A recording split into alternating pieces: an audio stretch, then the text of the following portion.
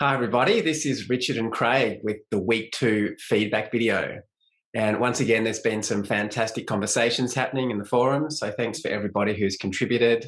And thanks to Sherelle for kind of corralling all these great ideas and giving us some kind of a summary at the end of the week that we can respond to. So, Craig, one of the big topics, the benefits of mindfulness. Have we overstated them? Is mindfulness a cure-all? Really came up as a conversation topic. Yeah, and it's a good question. And, what does it mean, a panacea? Well, I would kind of say, well, we've got to sort of yes and no. It depends on what we mean by that. So, somebody's coping with cancer and they start to practice mindfulness. I don't think there's much evidence that all of a sudden everybody's cancer is just going to go away, or all of a sudden your heart disease will go away. What it does mean is that we know that psychological stress is not good for chronic illness. It accelerates the progression of a lot of illnesses and aging and so on. And so what mindfulness can do from a disease point of view is take a bit of the wind out of the sails. So it starts to shift a little bit of the balance back towards the body and its own natural regenerative powers, but it doesn't mean everything goes away. But how a person copes with illness, though, can be very much affected. But just because it can help in many different ways doesn't mean that everybody's going to be helped by it because not everybody's interested in it.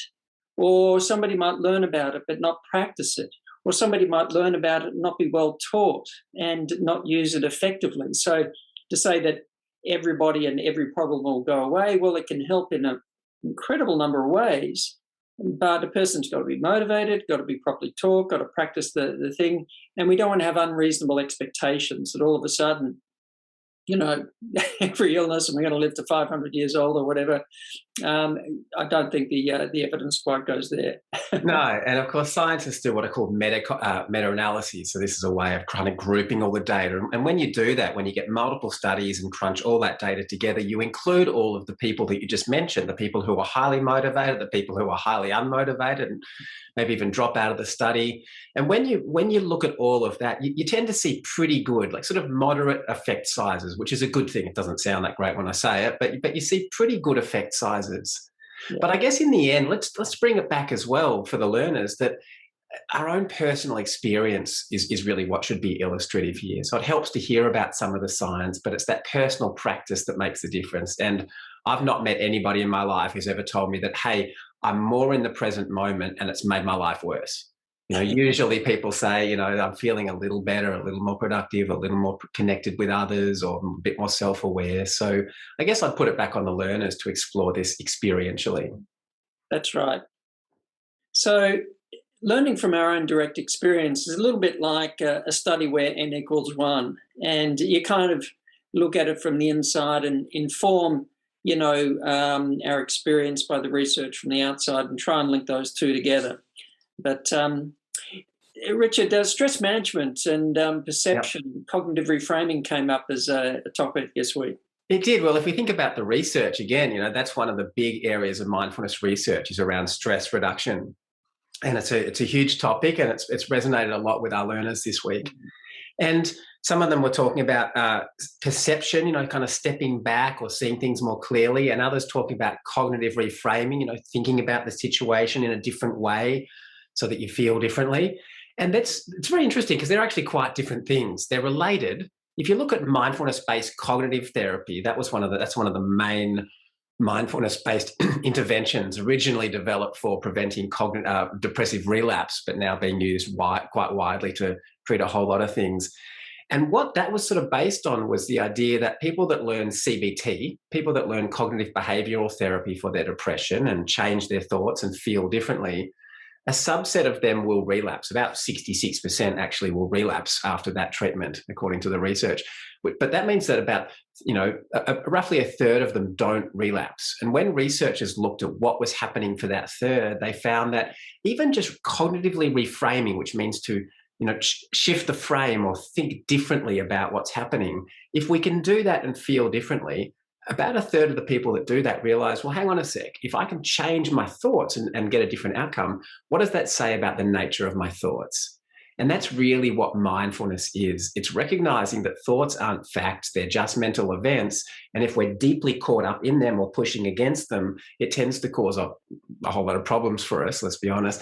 But if we can just step back from those thoughts, even if it's stress, even if it's depression, even if it's anxiety, if we can step back from it and just notice it and observe it, we get a bit of freedom from it. And that's really what we're talking about here with mindfulness. And that's really the way that it helps us to reduce stress. Yeah, so it's, really rather than changing the contents of the thoughts, more changing the relationship to the thinking process. Yes. And that's a bit of a game changer. Now, mind you, that makes it a lot easier to then examine and test the validity of the contents of our thoughts as well, so it can facilitate cognitive therapies. But it's a kind of a different thing, really. And from a perception point of view, it's not like, oh, I've got dark sunglasses on and things all look very dark. I'll take those off and I'll put on rose-coloured sunglasses or glasses and make everything look all rose-coloured. We're not looking to, in a sense, change perception in that kind of way, but just to see things as they are. Just to clean the glasses so we're seeing what's actually there, right? That's right. And to not distort it with the things we project onto situations, because most of it we don't even notice what we are projecting onto situations, or we don't notice that we're lost in imagination if it's real, as if it's real, and to just see it for what it is. Like That's to right. see that imaginary tiger, well, it's imaginary. I often do that kind of thought experiment, ask people to imagine a tiger, like just imagine it. Yeah, And then to ask people, are you afraid that tiger you've just imagined is actually going to eat you? Well, of course not. Why not? Well, because it's imaginary. Well, the next time we're having an imaginary argument with somebody or reliving something from the past and getting angry all over again, do we realize that that is also in our imagination? Because if we're lost in that movie as if it's actually real, then bang, it's got that capacity to activate all this stress and everything. So it's just to see, it's a mental projection. So from a mindfulness perspective, I think that's the biggest shift in perception. And that's really the point, Craig, that, a lot of the stress, most of the stress, if we're really looking at it carefully, it's created in the mind, or at least it's made worse in the mind. So mindfulness does help us to do what you're describing. And of course, that's one thing to do that sitting on a meditation cushion. And as some of our learners pointed out, a totally different thing to do that in the heat of a stressful moment. But that's when it is a practice. It just is something that we keep getting caught in those projections and worries and default mode activity. But every time we step out of that, at least for a moment, we're not fanning the flames of stress. And of course, the more we've practiced that on the cushion, the more easily we're going to be able to do it off the cushion out in our everyday life. And of course, speaking of that, the formal practice came up as a big topic this week. Yeah, and raised interesting questions like mind and self and what are we and what aren't we and so on. And these are interesting questions. They're they're psychological, they're almost philosophical. They can almost get a little bit metaphysical as well, what we mean by this. But, what's happening, for example, when the mind's run off? And we just come back to the present moment. I suppose we could look at it in one way. There's one aspect of the mind that's training another aspect of the mind. So if we sort of use the neuroscience terms for it, the default mode, imagination circuits are running wild, projecting, and all of a sudden, there's awareness, there's discernment, we come back, we see something for what it is, we engage. So it's like that executive functioning aspect. It's like a dog trainer and a dog. It's like teaching the puppy to come back and stop chewing the slippers and come back. And so it's like one aspect of the mind training another aspect, or one function training another function of the mind, so that they can each do what they're maybe able to do. But it does raise the question, but in amongst all this, what's observing? Yeah. What's watching this whole process?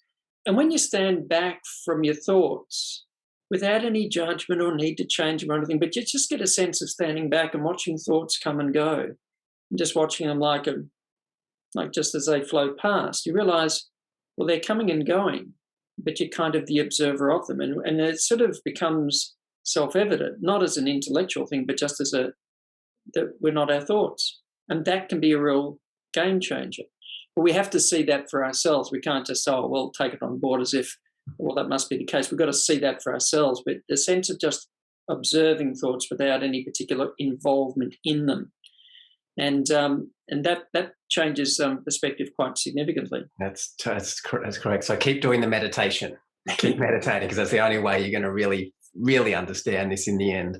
Yeah. But of course, it's not just about the formal meditation practice. It's also about the informal practice. And a lot of our learners this week talking about their experiences of that.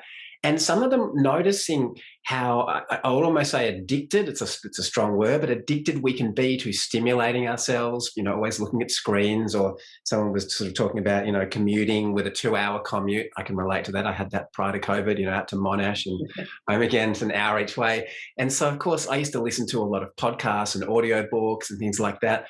And that's fine. It's not a problem. And you learn things along the way. But I've also experimented more recently with just driving and just being in silence. And it's really interesting, because often I'll think of things in a clearer way. I'll arrive at work with a much clearer mind, maybe having thought through what I'm going to do that day, calm, quiet mind. So there's definitely something in that, just slowing down, being more present, eating our meals without screens, doing things one thing at a time, the unitasking piece, commuting without any kind of, without anything playing. There's something in that, something just gears down. It is a very nice way of living. So I'd strongly encourage learners to experiment with that. Yeah, for a lot of people say, walking the dog, keep on, use my time productively. People say, eating, like to read while I'm eating and using my time productively. And all of a sudden, there's this addiction to activity, and we can't keep simple moments simple. And in the midst of a complex life and work and everything else, there's a real virtue in just keeping those simple moments simple. So we actually have these spaces in our day. And but the thing I guess is, again, for our learners to come back and experiment with it, and to see doing it one way, doing it another way, so that we kind of inform our own decision about what we want to do. Yeah.